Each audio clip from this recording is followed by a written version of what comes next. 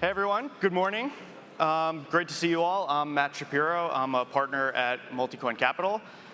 Thrilled to be joined here by Roniel Rumburg, who is the co-founder and CEO of Audius. Audius is one of the most used applications in crypto today. You should all sign up for it if you haven't already. And he's really at the forefront, I think, of bringing crypto to the mainstream. So thanks for joining us, Roniel. You have an interesting background. You've been an investor, you've been an operator. Would love if you could share a little bit more about your background. I got my start as a software engineer. That's kind of what I studied in school, how I worked my way through school and supported myself and made beer money and whatnot through school. But I had, I guess, through research work in distributed systems within my coursework and whatnot, naturally stumbled onto Bitcoin in 2012 or so, and that was when I started to get really excited about the possibilities for these decentralized networks, ecosystems. Kind of worked in and around that area, worked on some failed projects through college and then after college, and then found my way over to Kleiner Perkins, the venture firm. Me and a few others started seed practice there, and I was covering crypto within that. So spent a lot of time looking at different things in the space. Did the seed for Lightning Labs, the Lightning on Bitcoin company, and a couple of others, and then kind of missed building stuff. So I left, and that led to Audius. Nice. So let's dive into the creator economy. At Multicoin, we've been very excited about the creator economy.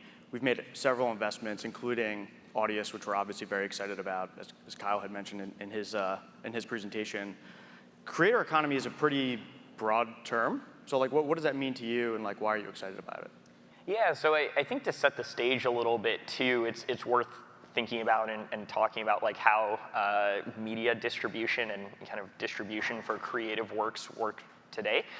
Differs by category, but tech-enabled distribution of media at least tends to follow a model of platform company that's independent of the creators themselves, and then creators are basically uploading the media they produce, whether it's music, video, et cetera, to things like YouTube, SoundCloud, places like that, if they're more at the kind of amateur end of the spectrum. And then for the very professional folks, they're going to Netflix and Hulu and Spotify and Apple Music and places like this, right? So the relationship there is the creator is kind of dependent upon and working with these centralized companies that control access to communities.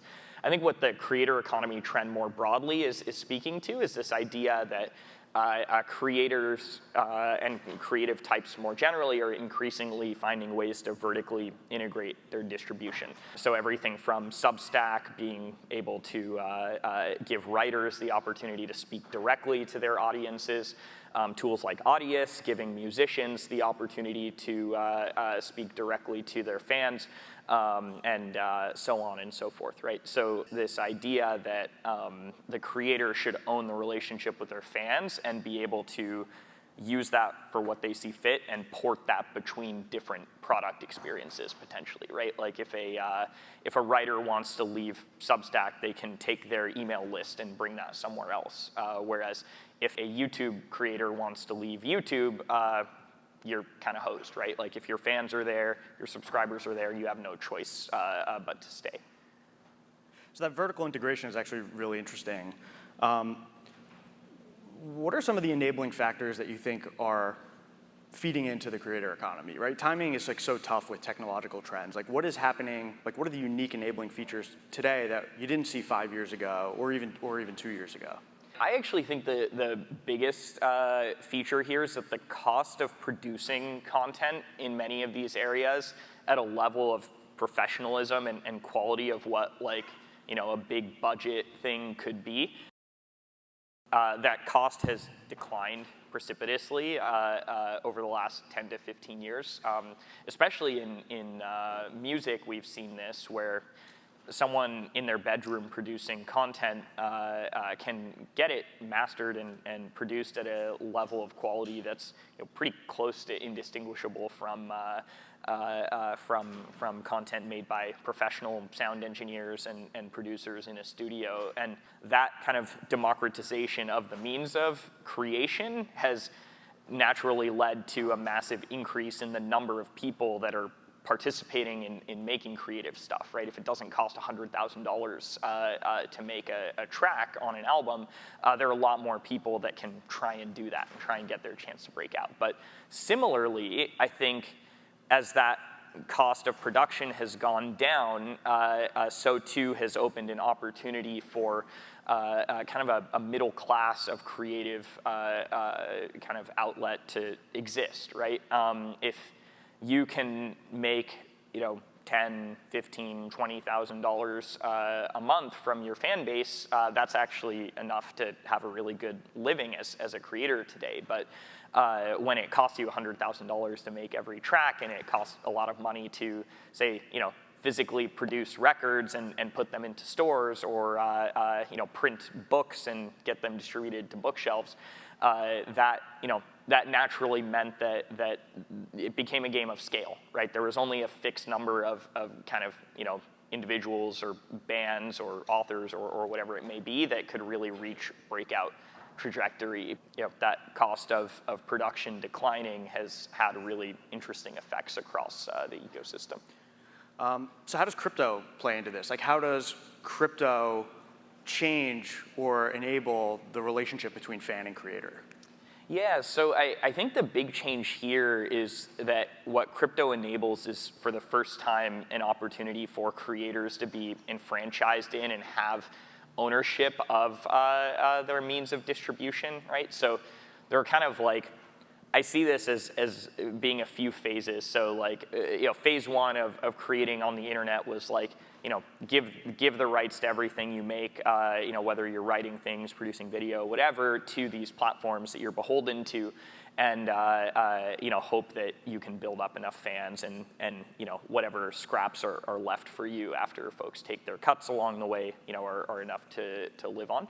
That was kind of like phase one. Phase two that's started to play out, I think, over the last 7-8 years or so, is this kind of creator economy trend that we were describing, where folks now have better tools that they can use to reach fans, but they don't have any ownership of or control of those tools, and those tools are not composable, right?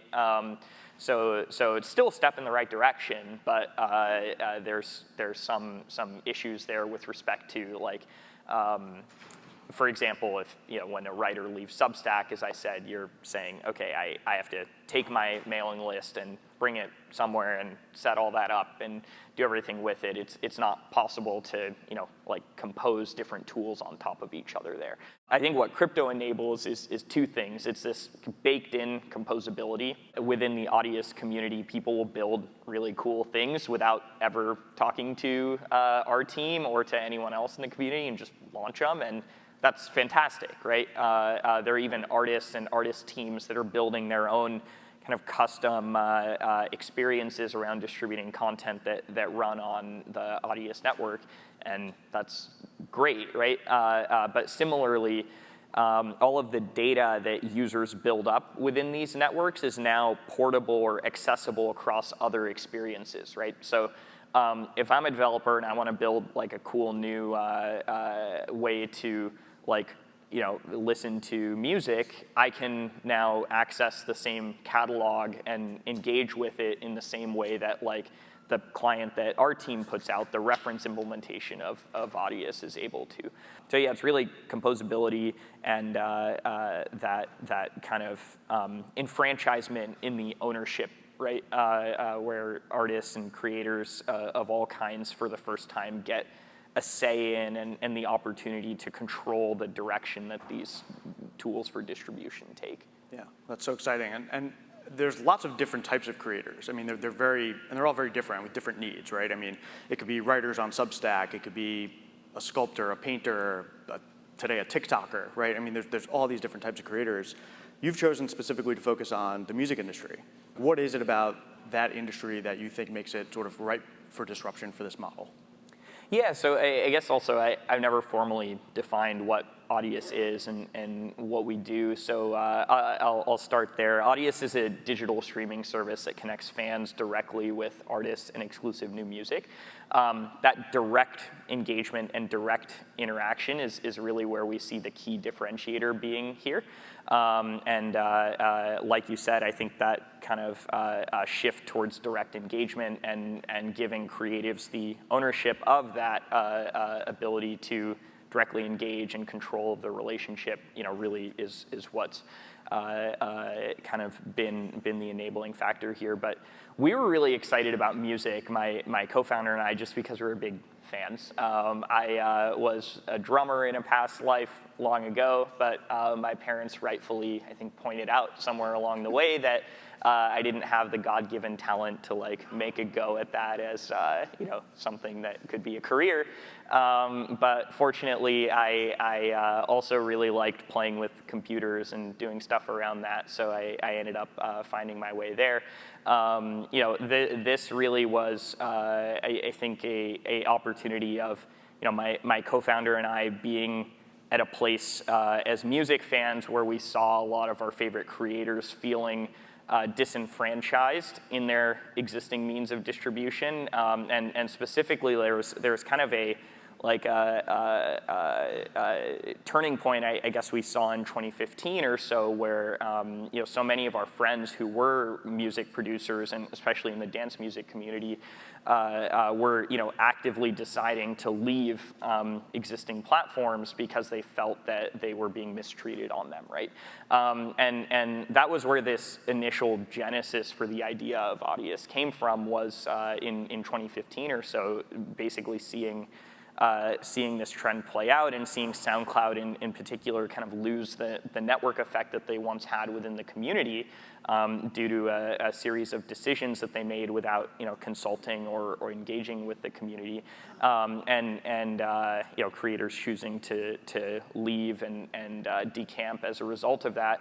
That led us to the idea of what if artists could actually own and operate their tooling for distribution? Like, what if you could create this kind of streaming co-op of sorts, right? And we quickly realized at that time the tech didn't exist to do what we had envisioned and wanted to. So we shelved the idea, and I worked at Kleiner for a few years. My co-founder Forrest started a company that ended up selling to a company called Avi Networks that was absorbed by VMware after that. So did our things, and then in late 2017, I had left Kleiner to kind of get back to building stuff. Forrest similarly was, I think, feeling a little bit disinterested in his work at the time, and decided to leave to think about new projects. So we came together and we're like, oh, I wonder if that streaming co-op thing could actually work today. And the two things that changed in that time were Ethereum now existed in 2017 at a level that was usable, right? In 2015, Homestead had come out and stuff, but I don't know if any of you ever tried to use it at that time, but it was not particularly pretty, to say the least. And IPFS was the other kind of enabling factor. So those two base technologies gave us the confidence, at least, to say, hey, it actually is possible to do this, right? It just would have been too hard without those. So I guess to really pointedly answer your question, it wasn't like we had this kind of premonition of everything that Audius would become or would be. It was really just that my co-founder and I were in the right place to recognize a problem, I think, before the broader world maybe could see it, and wanted to do something about it. Yeah. Well, I think we're all really glad that your parents pushed you away from. I mean, I never heard you drum, to be fair, but I think you're doing really well. So I'm glad that you ended up in Audius as a result. The distribution concept is really interesting. From an artist perspective, how is it different, right? Today, artists, they have this whole process. They got all these record labels. You've got Spotify and Apple, right? Like, how is using Audius different? Like, what is that process like? Yeah, so and I think it's important to acknowledge as well. Like I actually, we don't see Audius like displacing the players that exist today. I think it's kind of reorienting the modes of engagement, and this has already been happening across the music industry. But I think Audius is starting to perpetuate that a bit. So I guess to break down your question a bit, there are certainly different types and classes of artists, and depending on kind of both the tier that they operate in and the type of music they produce, there are different kind of structures that they engage with. But we'll start with kind of the bedroom producer, right? Like this is what I would be right now if I had probably continued in trying to make music without really having any talent for it. You'd be sitting in your room producing music. What that person is looking for is a chance to break out, to get discovered, to find fans, and to engage with them. With that kind of engagement mode, Audius is entirely self-serve. So a user can, click sign up, upload stuff that they want to, like literally dragging and dropping files in, click go, it goes. They have links they can share with their community now. They also have, some opportunities to get curated into playlists that our community members run and things like that. So the job that Audius is solving for them is this opportunity for discovery, right? To find fans and hopefully to build up a fan base. The next kind of tier of producers, creators, are folks that are still independent, maybe have a small team around them, maybe not, maybe it's just themselves, but they're actually supporting and living off of the music that they make. And for those folks, similar kind of, the usage model is similar, it just might not be the artist themselves actually going and uploading these things, right? It would be maybe their manager, maybe someone on their extended team. And this would fit into kind of their broader digital strategy as an opportunity to build a Web3 native audience that they can start to use in other ways, right? So we've seen folks, for example, use engagement on Audius and a fan base they build up to go later execute successful NFT sales and things like that, because they now have a base of fans that actually understand how to engage with these things, right? There are 6.5 million people or so here that they can reach that all have wallets, whether they know it or not, and that's something to talk about later. I think the user experience around these things, but all these users are able to engage in a crypto native fashion where otherwise the burden to onboard would be very, very difficult, right? That's kind of the next tier. Then the top tier artist you can think of, right? This is where some of the other players that you mentioned start to come into place. So you could be signed to a label and then have publishing and other distribution deals in place. Audius, I think, actually fits pretty nicely in concert with those other mechanisms and tools. So, the major music labels, like who Kyle mentioned in his talk, have actually been really great to work with from our perspective so far, right? And I think what's been really interesting to see kind of happen in the label side of the equation is, how, if you think about how many times the primary mode of music distribution has changed in the last 40, 50 years, it's like every 10 years, right? We went from LPs to cassettes to CDs to online distribution through like iTunes, pay per song, then streaming.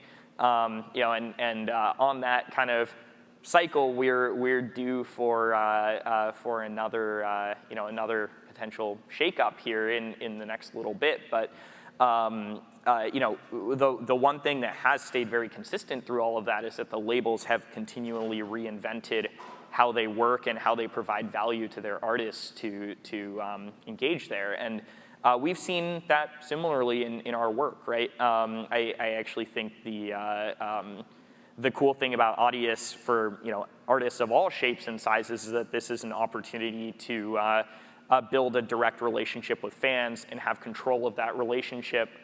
Those value props apply quite equally to the very large artists and labels and label teams as they do to the bedroom producers that are up and coming, right? So yeah, the engagement model there actually really doesn't change much from how artists engage today with their distribution channels. Audius is another place they can distribute music that has some unique qualities, and that's what actually leads to many artists choosing to upload content exclusively here in a lot of cases, because there's the modes of engagement within Audius and the social features around Audius lend themselves to different types of content, right? We've even seen many artists who are producing sort of separate content for their TikTok pages, for example. That content also tends to do quite well on Audius, right? And that's quite different from the content that they're making to go on to their sort of big marketing push professional release for Spotify or places like that. The super high level analogy I'd draw to like close out this answer is to if you think about the way video distribution is broken down today, YouTube and Netflix exist at opposite ends of this spectrum of kind of amateur to professional, right, in the types of content that they host and the types of content that subscribers expect to be able to engage with. In music, we have Spotify, Apple Music, Amazon Music, Savin abroad. Like, there are so many options at that kind of professional end of the spectrum, and SoundCloud was at one time, the predominant option for that more amateur end of the spectrum. That doesn't, that doesn't at today's time serve the purpose that it once did. That SoundCloud end of the spectrum is really where Audius has been playing, and where the artists that are using the tools that Audius provides in that manner are getting the most value and engagement back in return. That's so interesting, because as you said, the music industry has been just subject to so much technological change over the last 2 decades, really. But interestingly, they've also been, of all of the groups, of all the industries in the world that have been subject to change, that they've probably been, I don't know what the most eloquent way to frame this is, I guess, antagonistic to some extent about new technology and control and access. How do they think about Audius? Yeah, so with respect to the kind of the history of antagonism there, like I wasn't around at that time, so I didn't see it firsthand, but certainly have read enough books and tried to understand that time period. At least today in our engagement, we've seen absolutely the opposite. Honestly, I think they are trying to do what's best for their artists, and for as things are right now, it's obvious that the broader trends of decentralization have a lot of opportunity to create value for artists, and that's why they're excited to engage and hang out. I think to your point though, like it's been a really fascinating kind of evolution to see play out, where the business model of the label has been remade like a number of times in the last 40, 50 years, but they've always found a way to bounce back and to come back, and I think that's in the Web3 ecosystem as well. The very largest artists still have kind of they still have like a good reason and a place for the label to exist. But I think even calling them labels today, I think is not necessarily reflective of the actual work that they're doing on behalf of artists and the way that they engage. It almost looks more like kind of an agency model as things are right now, where think if you're like a Drake or a very large artist, there's a level of sort of professionalism in your marketing efforts, your distribution efforts, all of these things that having like 50, 100 people dedicated to doing that on your behalf like creates a lot of value. I do think with the means of kind of creation of content being more broadly accessible, and as I said earlier, it being possible for someone to have a functional business model with a much smaller number of fans, it doesn't make sense for an artist of that size to be engaging with a label, right? So I actually think that's really where Web3's opportunities lie ahead, is in that kind of creating this middle class of artists and creators, right?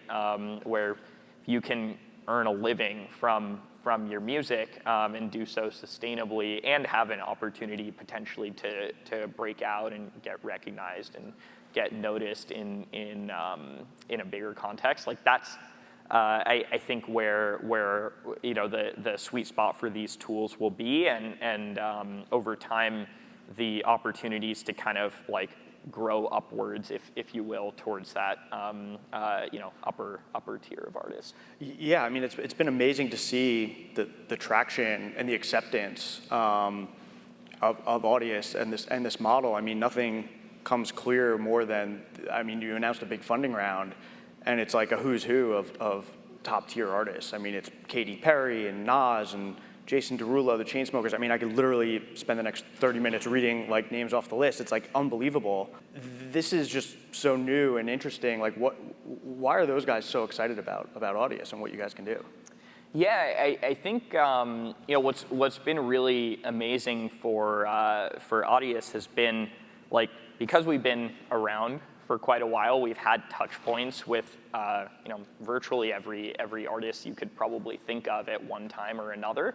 As the broader Web3 trend like gained traction in the last year or so, we were often the first call that people made, right? Because they were like, we need to figure this out, like help us figure it out. And we were more than happy to get to engage in that way.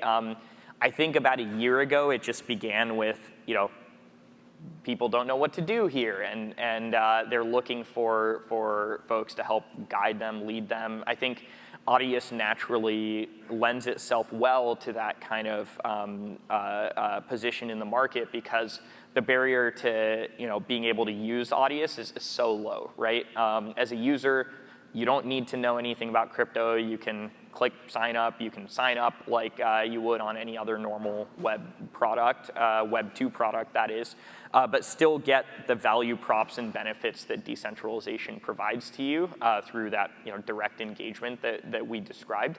But that barrier to entry being so low, I think has really allowed us to assume this position of like the gateway to broader Web3 for folks in music, right? So it's just so simple to get started here, upload a few tracks, start to engage with your fans. This isn't scary. It's not like different from the modes of engagement that people are used to, and that works really well. As things have evolved, though, over the last year or so, we've been kind of blown away to see the level of creativity that folks have been able to kind of express through that direct engagement model. Folks like Mike Shinoda, for example, who is one of the lead folks in Linkin Park and one of the investors in that financing. He does beat-making Twitch streams where he'll go on Twitch, live stream like his DAW, and create a beat with his fans watching, providing feedback along the way. He uses Audius to upload the artifacts from that, like the beat at the end of the Twitch stream, as well as all of the stems and constituent pieces of the track, to say, hey, like, if anyone wants to remix this, go for it. Tag it as a remix to this track. I'll listen to it.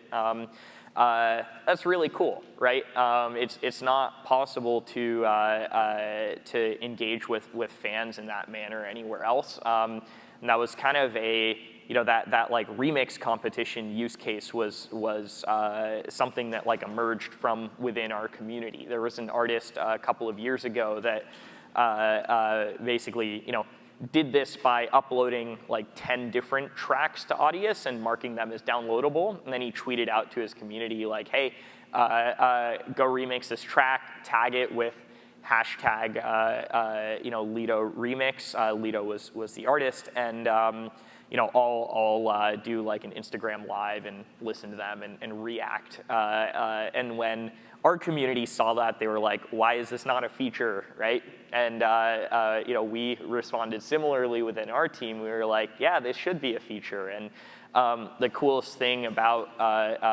having development being community-led in this way is that like, the best ideas don't have to be our ideas, right? The best ideas can emerge and break through the noise from our community in ways just like that, right? That folks can create value, find value here, and build a fan base.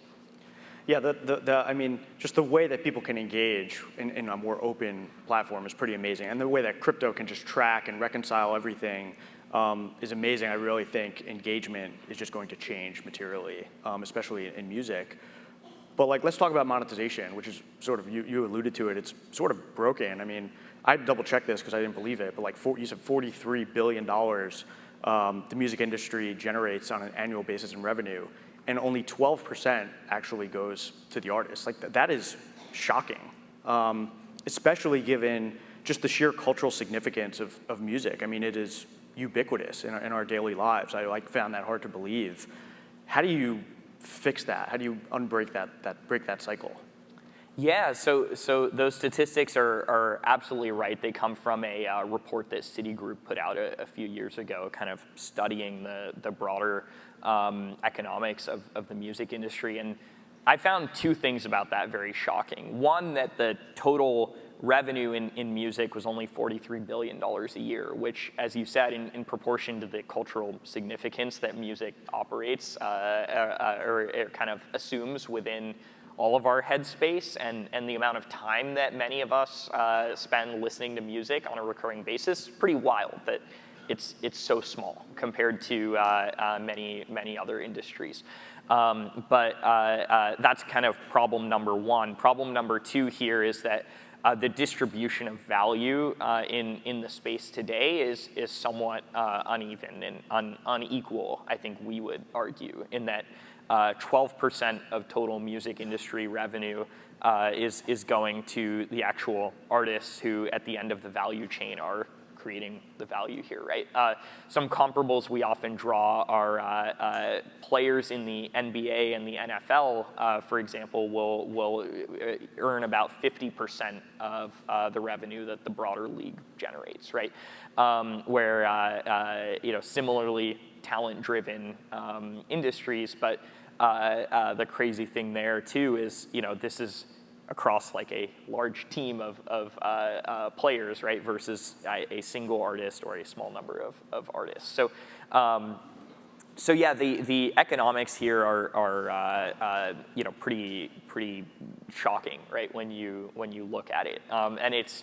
I think as we picked it apart and kind of understood what was driving this, it was this like layers and layers of intermediaries that sit in between the artist and the creator. Like I often kind of like to talk folks through like the journey of a stream, right? When you listen to your favorite artist on a network like Spotify, and let's just assume for the sake of the example that this is an independent artist. That artist is giving their content to a distributor like DistroKid or TuneCore or others, who is then placing it into Spotify. Let's say I listen to that artist's content today on December 2nd, right, and of 2021. At the end of the quarter, so in early January sometime, Spotify would do their reconciliation to look at like, okay, here's how many streams happened during the last like time period, do some accounting, figure out how to distribute payments.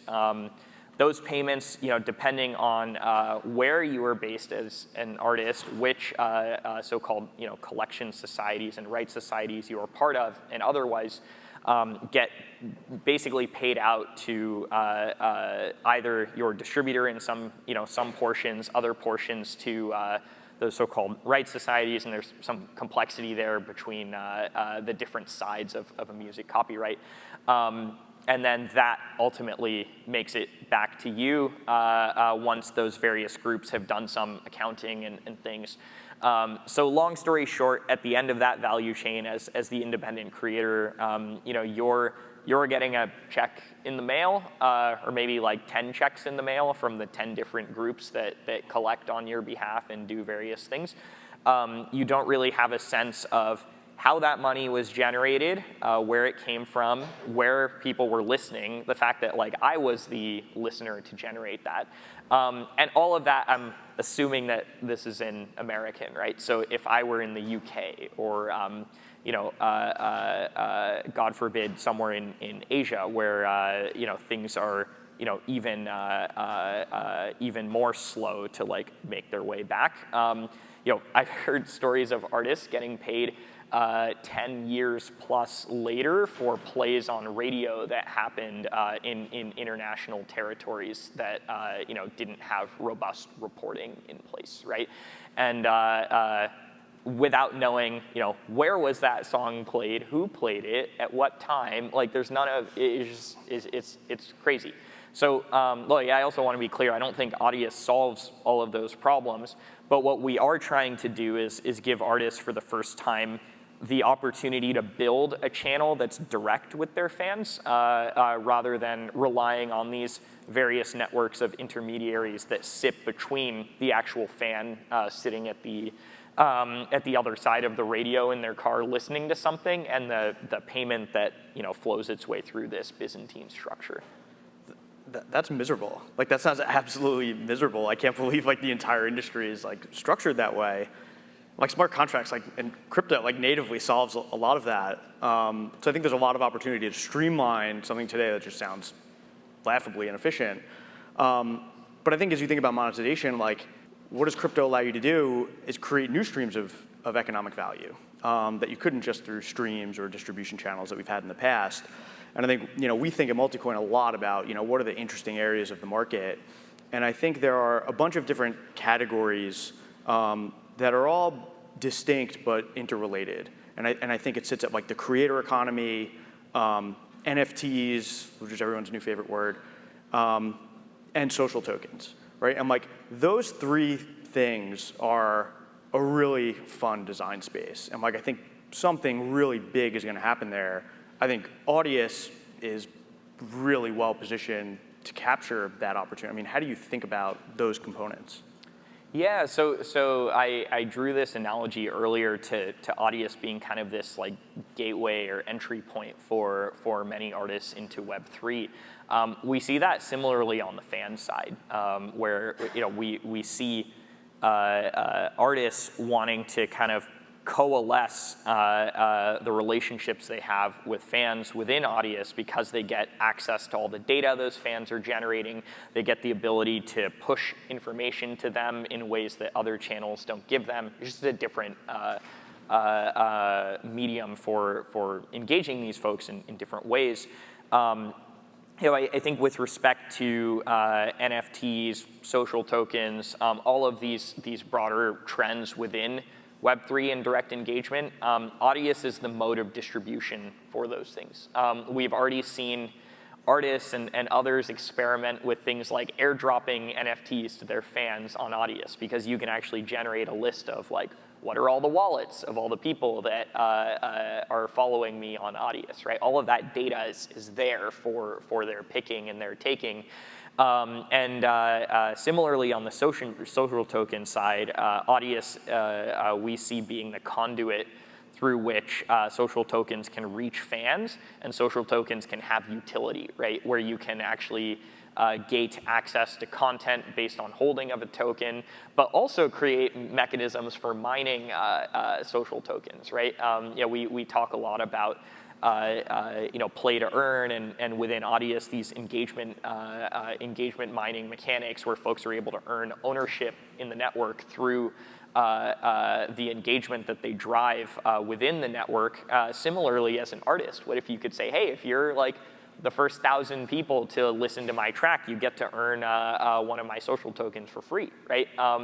By your action of listening to that content as a fan, you're actually making that content more valuable, if you think about it. And the pie of value around that could be grown through minting and distributing social tokens to the folks that are engaging that way. NFTs similarly. So we're super excited to see all of the great tools that other folks in the crypto ecosystem are building for minting these things and giving them different unique characteristics, qualities.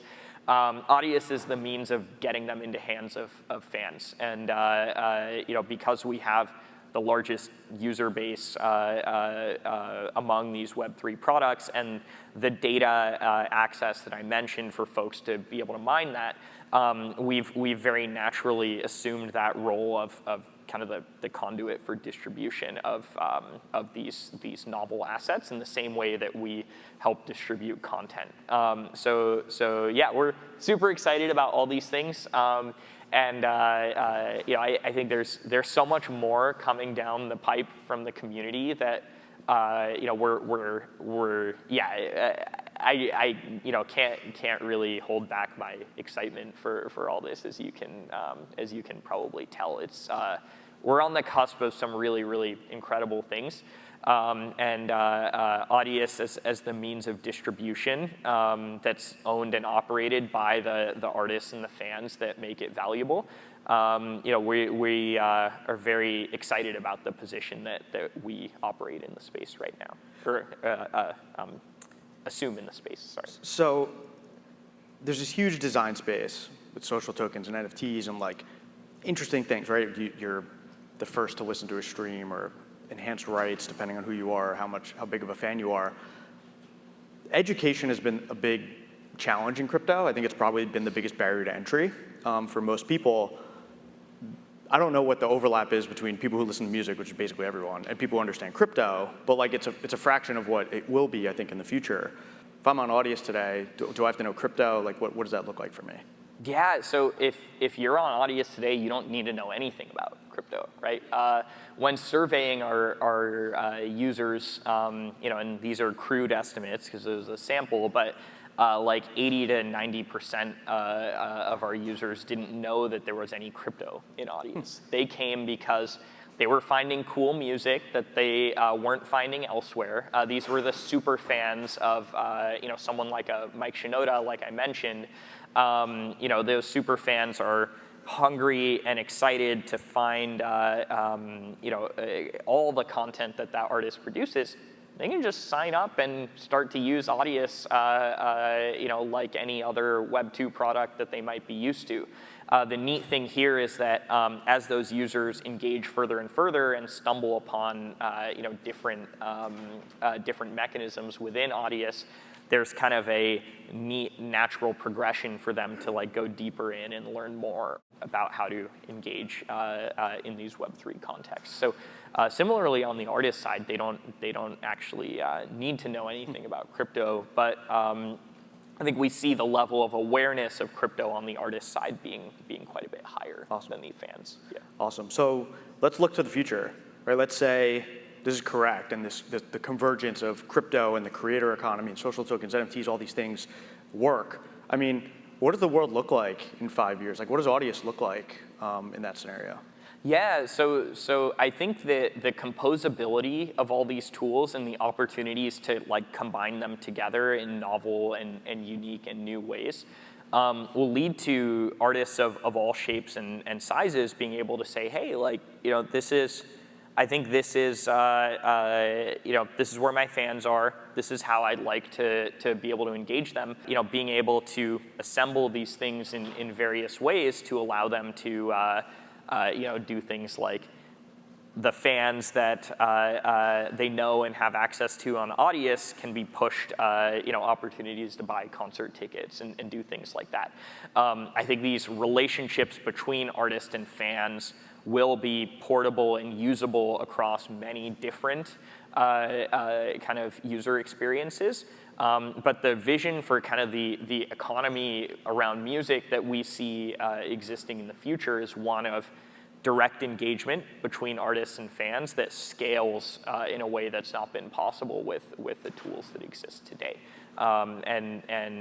We're very excited to help manifest our part of that future. But so too are there are nearly 100 applications now built on and around the Audius ecosystem.